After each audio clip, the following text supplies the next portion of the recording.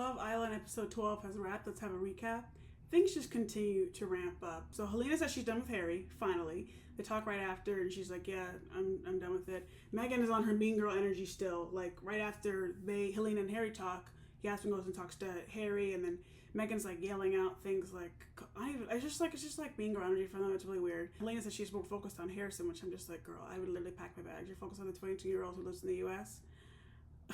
Crazy. And Harry sleeps on the daybeds.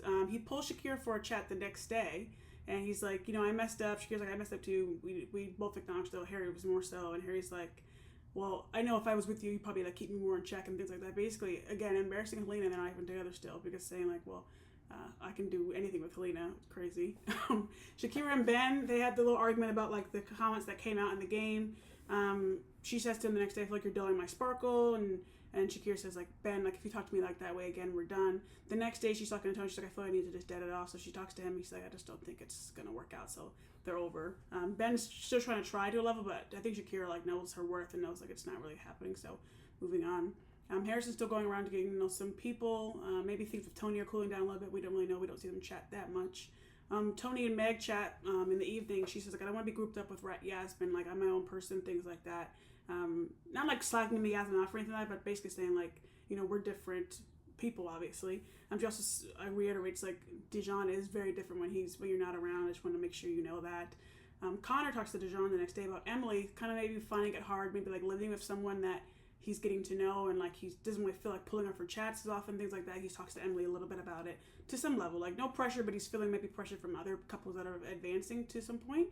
He also says to Dijon that he wants to get to know Megan, and he feels like it's not mad because everyone's so open, but it's like it feels like, hey, like would I potentially lose Emily? Would Megan say no? Would I lose Tommy as a friend?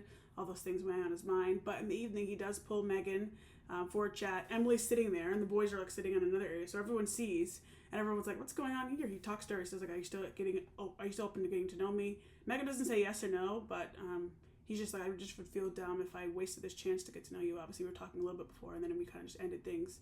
Not really, just like as we couple up with other people, so we'll see what happens. Emily's upset about the Connor situation, but also because Meg told her incorrectly that Tony called her boring, when rather Tony called her Little Miss Sunshine.